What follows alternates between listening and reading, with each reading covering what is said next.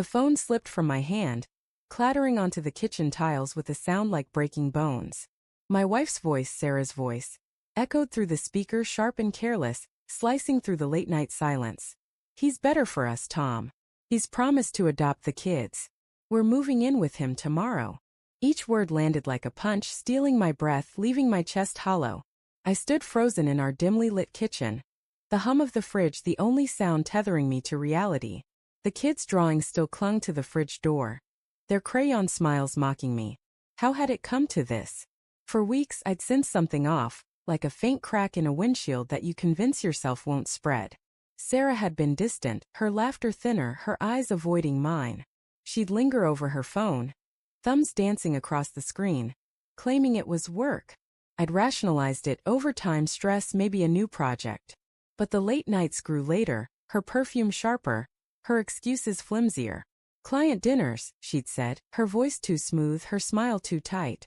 I'd nod, swallowing the unease, because doubting her felt like betraying the woman I'd loved for 12 years. The kids, Lila 7 and Max 4, noticed too. Lila's question stung. "Why's mommy always gone?" I'd ruffle her hair, mumbling about grown-up responsibilities, but the lie tasted bitter. Max just clung to me, his small hands gripping my shirt like he sensed the world shifting beneath us. I'd lie awake at night, Sarah's side of the bed cold, my mind spinning through possibilities. Was I too distant? Too predictable? Had I failed her somehow? The questions gnawed at me, each one a splinter under my skin. That morning the truth began to unravel. I found her scarf, a crimson silk thing I'd bought for our anniversary, draped over the couch, reeking of unfamiliar cologne.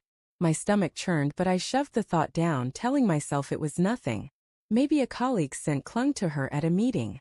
But when I picked up her phone to check the time, a message flashed on the lock screen.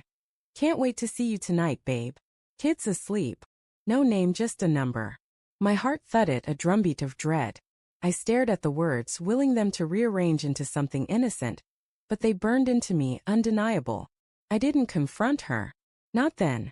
Confrontation felt like stepping off a cliff, and I wasn't ready to fall. Instead, I watched her that evening, searching for cracks in her facade. She moved through the house with a forced lightness, kissing the kids goodnight with a smile that didn't reach her eyes.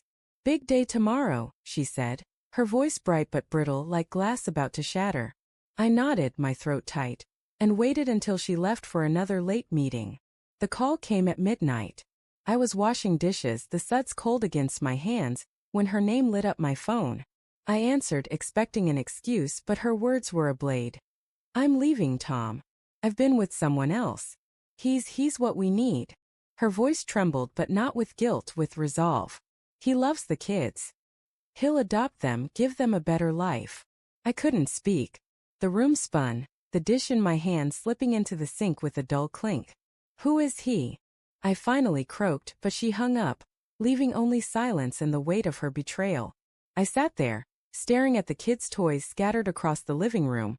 Lila's stuffed bunny, Max's plastic dinosaur. The thought of another man raising them, erasing me from their lives, ignited something feral in me. Anger, yes, but beneath it, a deeper ache. Love twisted into something sharp and desperate. I loved Sarah even now, but the image of her with him, laughing, touching, planning a future without me, tore at my sanity. I needed answers, proof, something to anchor the chaos in my chest. I didn't sleep. By dawn I was at my laptop, hands shaking as I logged into our shared cloud account. I hadn't checked it in years, but Sarah was careless with passwords. There it was, a folder labeled Work Docs, stuffed with photos. Her and a man, tall, slick, with a smile too polished, kissing in a car, laughing at a restaurant, posing with my kids at a park I didn't recognize. My breath hitched, rage and grief colliding. The timestamp stretched back months. Months of lies, of her slipping away while I clung to the illusion of our family. But one photo stopped me cold. A lease agreement signed by Sarah and this man, for an apartment across town. Move-in date tomorrow. My kids, my life, boxed up and handed to a stranger. I wanted to scream, to break something, but a colder instinct took over. Revenge wasn't enough. I needed to reclaim what was mine. I called my lawyer, a friend from college who didn't sugarcoat. "Tom, you've got a shot at full custody," he said, his voice steady over the phone. Her moving in with someone else, planning to let him adopt without your consent? That's reckless. We can argue she's unstable. His words were a lifeline, pulling me from despair to purpose. I spent the day gathering evidence, screenshots, texts, the lease, each click fueling my resolve. By evening, I'd filed an emergency custody motion, citing abandonment and emotional endangerment. The judge, a stern woman with tired eyes, granted a temporary order. Sarah wouldn't take the kids anywhere. Not yet. The confrontation came at dusk. Sarah pulled into our driveway, her car packed with boxes, her face pale but defiant. "I'm here for the kids," she said, avoiding my gaze. The air was thick with the scent of rain, the sky bruising purple. I stepped onto the porch, the custody papers in my hand, and watched her confidence falter. "You're not taking them," I said, my voice low, steady despite the storm inside me. "You think you can erase me? Replace me with him?" I held up the papers, her name stark against the legal text. "The court says they stay with me. You want to fight, Sarah? Fight me in court." Her eyes widened, lips parting in shock. "Tom, I didn't mean."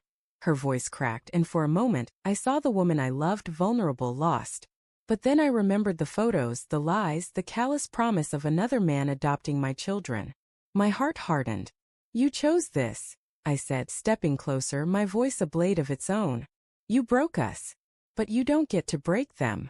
I nodded toward the house where Lila and Max played, oblivious to the wreckage. "Go ahead, Sarah. Move in with him. But you're not taking my kids." She stood there, rain starting to fall, her defiance crumbling into something raw, guilt, maybe, or regret.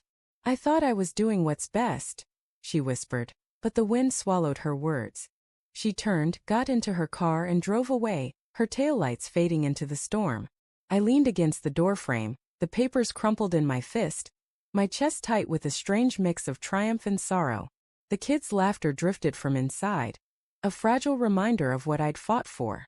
Sarah's betrayal had shattered our world, but I'd rebuilt a piece of it, claiming my place as their father. Yet as the rain soaked my shirt, I wondered if revenge was enough, or if the ghost of her love would haunt me forever.